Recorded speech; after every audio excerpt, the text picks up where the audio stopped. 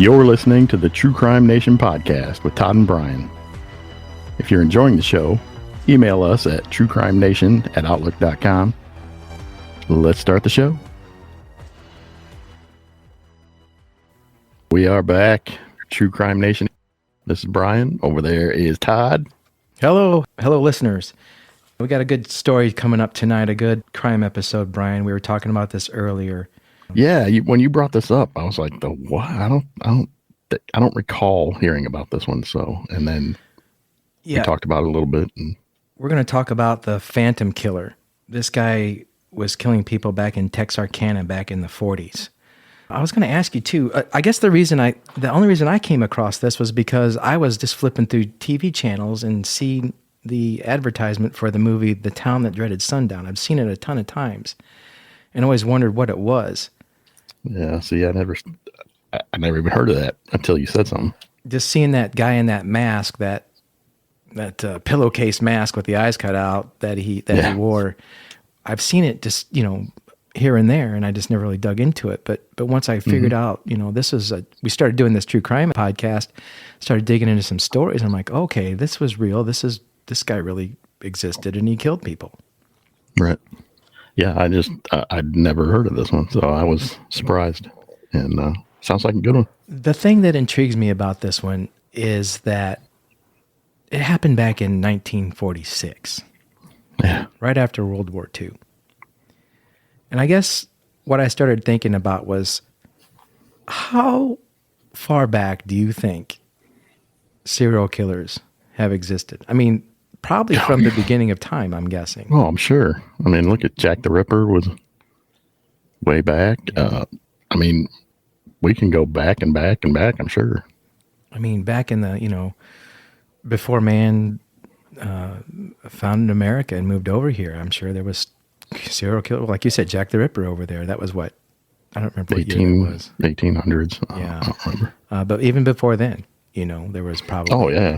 But they just weren't talked about. I'm sure. I mean, there's always been, there hasn't been the internet, or right, television or anything like that. Right. So I'm sure if we dug into this some more, I'm sure we could find many, many cases of old-timey serial killers. Yeah, and it just intrigues me. I think it's just there's some things in the human psyche in some people that causes them to be this way, and it's probably been that way forever, unfortunately. Oh, I'm sure. I wouldn't definitely not call it human nature of any kind, but it does happen in human beings for some reason, and I don't know what that would be, but... I don't either. Doesn't seem right. So, what do we know about this case? Well, we do know it was never solved, supposedly. Right. They had a person of interest that they claim they think it was who was already in jail, but I don't know. I don't know if that was him or not. Yeah, I know. That's it's interesting that it was 1946. There's not really a whole lot. I mean, there wasn't DNA testing back then. There was fingerprinting, but it wasn't an exact science yet. Right. Stuff like that. Right. Well, before we get into this, you and I were talking before the show here. We had kind of started watching. There's been 2 movies made about this. One made in 1977 called The Town That Dreaded Sundown. And then I believe 2014 of the same name. Same name. Mm-hmm. But kind of the same premise, but like a modern copycat remake. You know what I mean? Mm-hmm. If the listeners are interested in to hear more about this when we're done, you can go check out the movies. I wouldn't suggest watching the first one. I watched it. I wasn't impressed with it. It does kind of give you a basic storyline, and the scenes with the killer are definitely played out well. But other than that, it's kind of I almost want to say it was like a slapstick kind of comedy off take in other scenes. It was just so weird to me. It was the 70s, I guess. So everything was slapstick comedy. Yeah. Even the 70s. Yeah. They probably thought, it's deemed a horror movie, but I didn't classify it that way myself. I mean, hey, again, it was the 70s. Yeah, so. And I watched the second one, and the second one was it was kind of scary, but it wasn't. It was just like a copycat killer that just showed up and started killing. They did give a good rundown of the whole crime at the beginning, so you got a good feel of what was going on or what was going to be going on. Mm-hmm. But it wasn't a terrible movie. It's it's a B horror movie. Yeah. I may check it out just for the interest of this case alone. Mm-hmm. So it starts off, it says, the cold case of the Texarkana Phantom is a story unlike any other.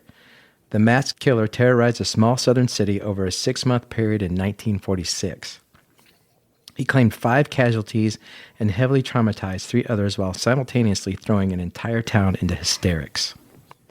The Texarkana Phantom attacks, which later inspired the classic horror movie The Town That Dreaded Sundown, took place between February 1946 and July 1946. They left 5 dead, 3 injured, and an entire town traumatized. So what do you think? We'll get into the story about how this happened, but you think this guy could have come back from the war and just been crazy and did this shit? Or, I mean... Maybe. Maybe he wasn't done killing. Who knows? It says the first attack happened on February 22nd. Sheriff Bill Presley received a late-night call that a young couple had been attacked in an unpaved road known as Lover's Lane. Texarkana was the city or town this happened in. And I didn't know this. I kind of learned this on the movie last night. I think this is correct. Half of Texarkana is in Arkansas and the other half is in Texas. Yeah. But they operate as their own town, city? How does that work? That makes no sense to me. What laws do they govern by? Texas laws or Arkansas laws? Or maybe on that half of the state? I guess it depends on which side of the line they're on, I think. What side of Main Street they're on? Right. It says the border town straddling Texas and Arkansas was having a typically quiet night for law enforcement, so Presley and 3 patrolmen went out to investigate the site of the alleged attack. Presley had known tragedy personally himself, as 10 years before this case, both his wife and oldest daughter had died in a car accident. The officer tried to interview the victims, who were identified as Jimmy Hollis and Mary Jean Larry, but Hollis was so badly injured he could barely retain consciousness. Sheriff Presley sent them to Texarkana Hospital while he and the other investigators investigated the scene.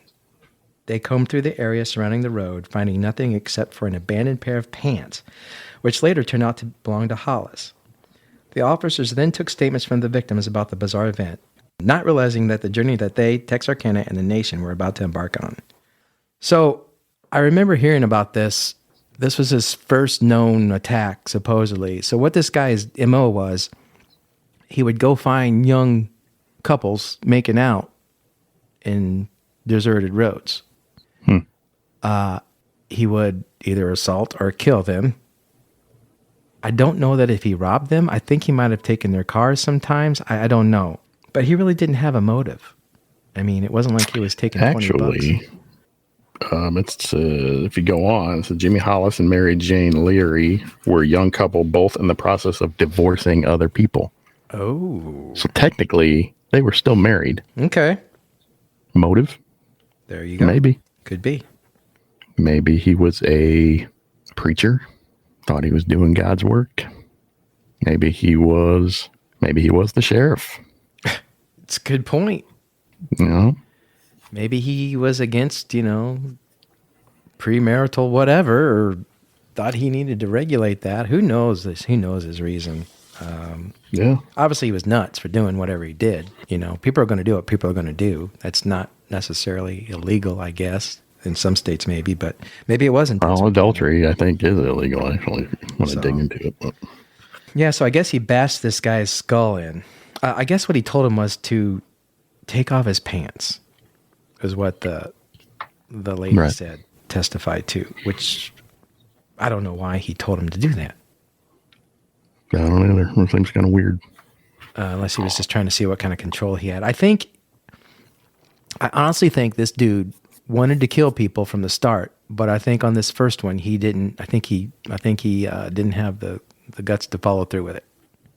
I think he wanted to. I think that was his plan. Which, if you go back and look at serial killers through the years, that's kind of how it goes. I mean, their first one is either messy or it didn't work out. The person lived or something. Something went wrong.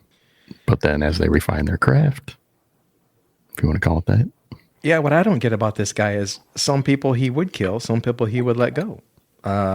maybe he had some kind of compassion a little bit. Maybe he started to feel sorry for people after he kind of ruined their lives. I don't know, but he still did some crazy shit and some I don't bad know. shit. So, Again, they never caught the guy, so we'll never know. I know.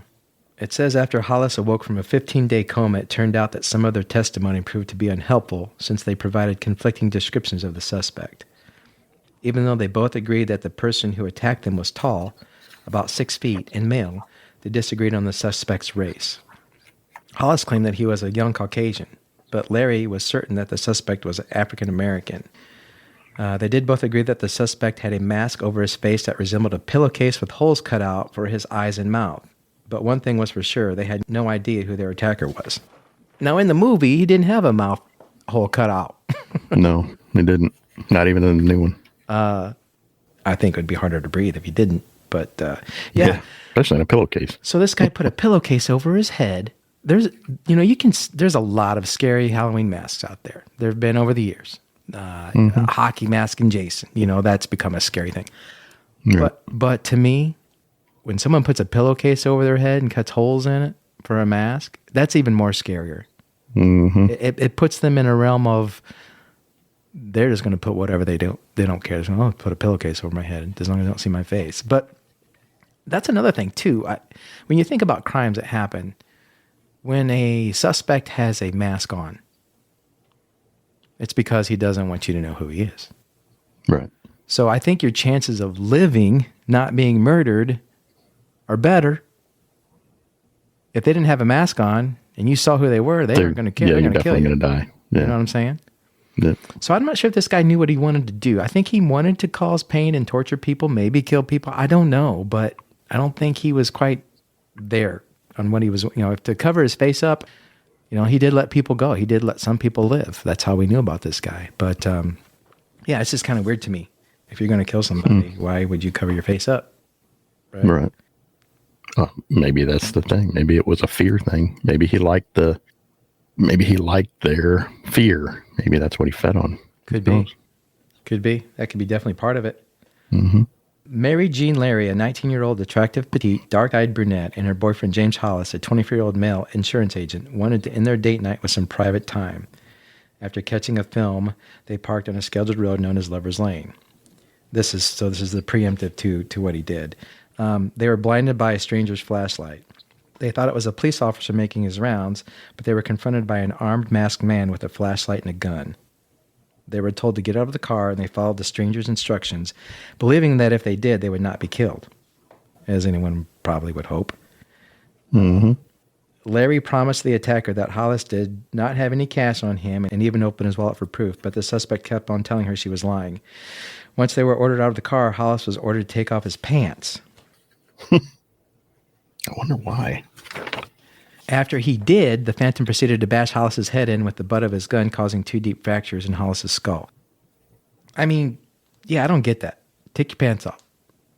Maybe, again, maybe the guy was nervous, didn't know how to do what he was trying to do, just thought, I'll just tell the guy to take his pants off to embarrass him. I don't know. It's crazy. After Hollis collapsed from his injuries, the stranger told Larry to run.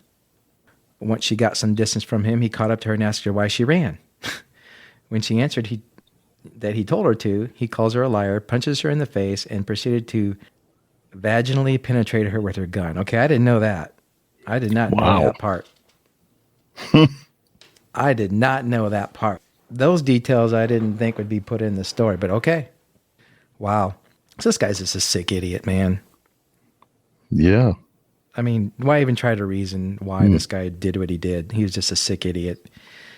He probably would have killed Larry, but luckily some headlights appeared in the distance, which scared him off. However, before he escaped in the night, he punched Larry in the face one last time. Larry being the woman, that's her last name. Right. Wow. I mean, back in 1946, can you imagine? You know how innocent, and I say innocent in quotations, the world was back then. Right. Supposedly. Well, yeah. Supposedly. That was way before we were born. Wait. Listening to our parents and our relatives talk. Yeah, it was a different time. I mean, it wasn't like it is now. At least it wasn't widely publicized because, again, there was no internet. There was no mass media, You'd never suspect something like that going on.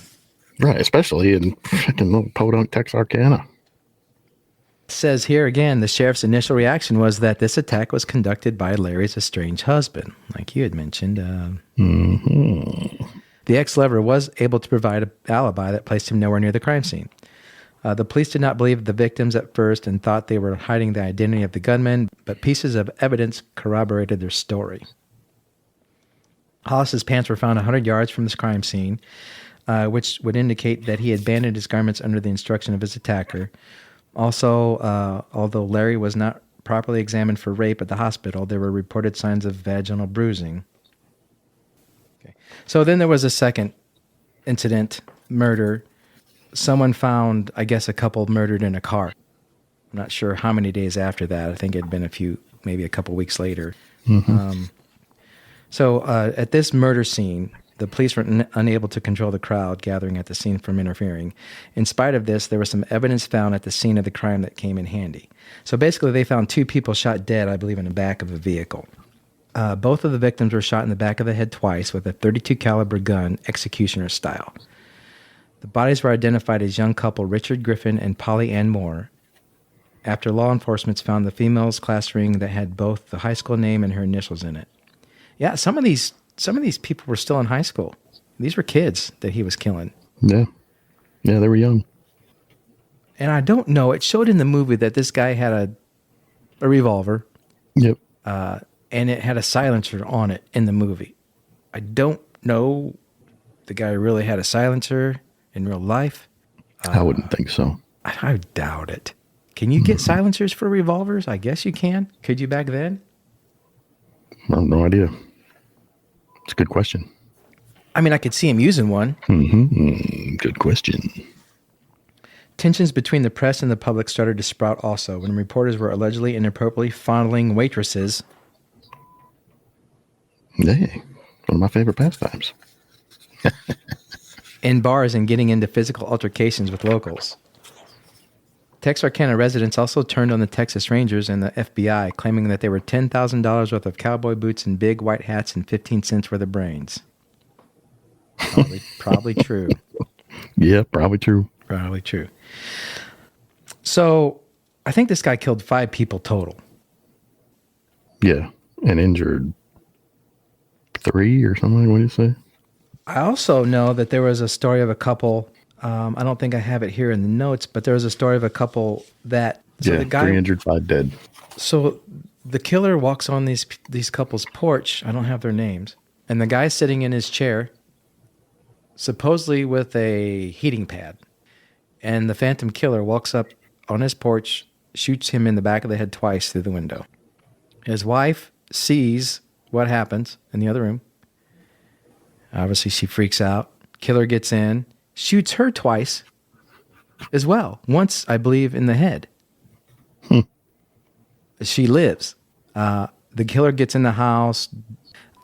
She happens to escape. I guess she got shot kind of in the jaw. And like they found like a lot of her teeth kind of just laying out where she had crawled to the next neighbor's house. There was no one home at that time. So she went to the next house.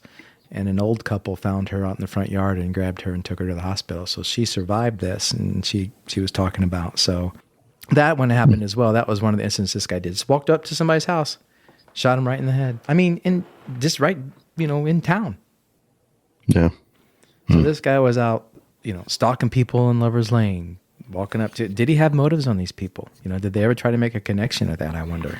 Oh, it was the 40s. It was like Texarkana. Them cops didn't know how to handle that kind of stuff. Yeah, I know. I mean, it's kind of new to them, probably.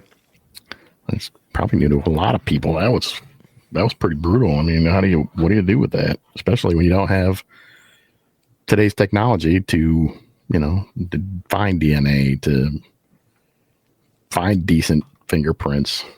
If there were any left, he might have been wearing gloves too. That's true. I think he did.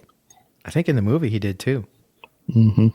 It's hard to say. You watch the movie and you want to assume that's what really happened. But but Hollywood. I mean, that was, 31 years later when they made the movie finally. So supposedly, I don't know if he killed someone or beat someone, but he stole their vehicle. Or there was something about a stolen vehicle that kind of they thought might have been this guy. It says leads on the location of a stolen vehicle were followed to no avail. Then a peculiar yet promising clue emerged. A minor relative of a gentleman named Yule Sweeney recalled his habits, which included leaving the car parked in a certain Texarkana lot. Trooper Charlie Boyd, with no other leads, occasionally drove by the lot to keep an eye out for the vehicle, not expecting to see much of anything. So they had a stolen vehicle that I think was associated with one of the crimes. And they knew this guy named Yule Sweeney, who was a car thief. So they kind of were wondering if it might have been him, you know. Right. I got to say, before we go on, I don't think that a serial killer is also a car thief. I could be totally wrong, but I think they're smart enough to know that if they're going to steal a car, you never know. You're going to attach that car to yourself, right? Maybe. It could be possible. It could be possible. One day in late June, the stolen Plymouth was noticed and confirmed the same vehicle for which the police were looking for upon the car. Boyd decided to begin a stakeout on the parking lot. After some time, a woman by the name of Peggy Stevens Sweeney, newly married to that same day to Yule Sweeney, turned up to claim the vehicle. She stated that she was not sure where her new husband was located at that particular time. She was arrested, taken to Miller County Jail to await the arrival of her husband, the apparent non-paying tenant, car thief, and quite possibly the prime suspect for the Texarkana murders. It was apparent through her statements regarding her husband that he was the phantom killer, and she knew of certain information that would have been exclusively knowledge only to the killer and accomplices he might have had. Huh. Again, we've talked about this before, where you have people who know people who are doing this kind of stuff but won't come forward, right, who are married to them, related to them. Mm-hmm. Yeah, I don't know what I would do if I knew someone. I would have to turn me in. There's no way. I mean, if I was killing people, you'd definitely turn me in, right? I mean, I would hope you would. Oh, for sure. I mean, you couldn't do this podcast. Maybe behind jail cell, but... Oh, yeah, we do there. Come in there. We recorded there. That'd make it even better. Yeah. If Sweeney was to be charged with the murders, evidence against him would be circumstantial at best. So instead of charging him with murder and having a jury possibly dismiss the case, authorities on both sides decided to get Sweeney off the streets. In order to do this, they would have to charge him as a habitual criminal under Texas law. Which back then was probably quite easy to do. Yeah, you'd probably get away with a lot more back then than you do now. No, I mean Texas making up stuff. Oh, yeah, that too.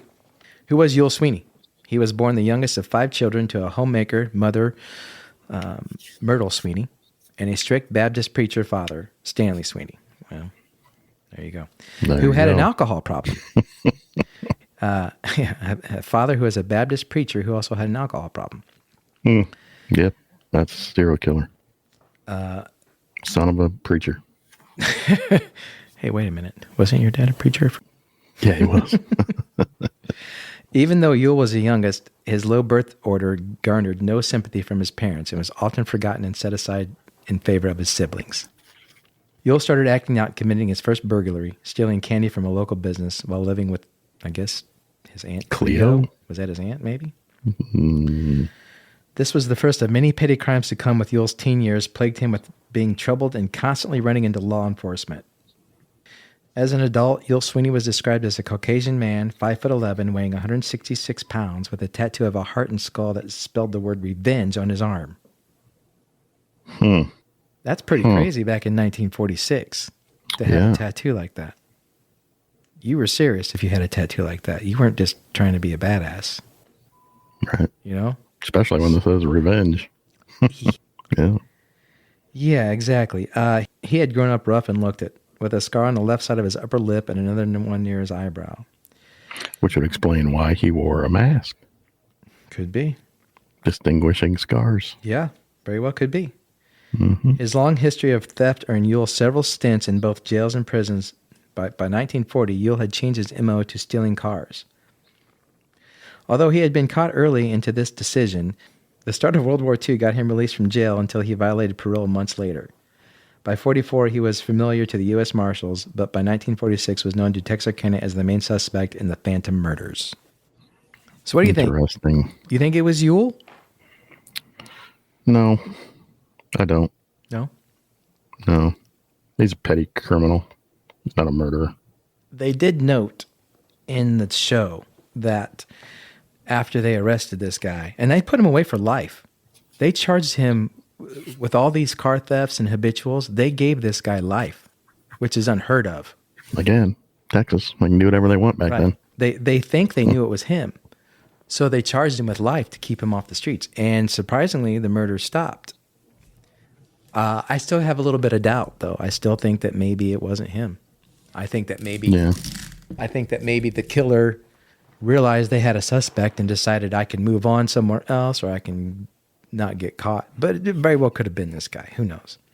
Yeah, who knows? Maybe it was. Maybe we were wrong on this one, but I don't think so. I don't think it was him. I don't normally associate a thief with a murderer, but look at Richard Ramirez. You know, True. I mean, anything can escalate, but this guy, I don't know. It just doesn't seem like. I don't think it was him. Yeah, there's some part of it tells me that it wasn't, and I don't know what it is. I just wouldn't feel totally satisfied if I was the prosecutor in this case. But then again, down in Texas, 1940s, them good old boys, they were just wanted to make this go away, so they just grabbed a suspect and said, that's him. But they did say that his wife made some comments that no one else would really know unless they were working on the case. Maybe he had an accomplice. Maybe the accomplice was supposed to kill the people, get rid of the people, and he was going to steal the car. I guess he got out of jail. Oh, maybe. Later in life. I think oh my gosh. I want to say in the 80s, he was still in jail. I can't remember what decade it was. With the laws changing as they do, when some of these situations, he got out. He said that they proclaimed that life for his crimes was too heavy of a sentence. So he actually got out of jail after like 20 some years, right? Mm-hmm. What's the guy do? Goes and steals a car. He's right back in. Transportation. He's right back in jail. And then he's done. He dies in jail, apparently. Well, yeah, but I mean, look at it. He's spent the 20 some years in jail. That's really all he knew at that point. So right. They're going to let him out in the 80s when he went in the 40s. I mean, yeah, that's like walking into a whole nother world. Yeah. And a lot of times prisoners, criminals who have spent a lot of time in jail, when they get out, will do something to get arrested again because they don't know any other life. Because they're institutionalized. They don't know how to find a job, or they don't know a trade. Right. They can't survive. Been in prison. Mm-hmm. No one's going to hire them because they've been in prison if they know. No one wants to be around a prisoner. That's called institutionalized. So, yeah, they want to go right back in. Kind of like us at work. Yeah.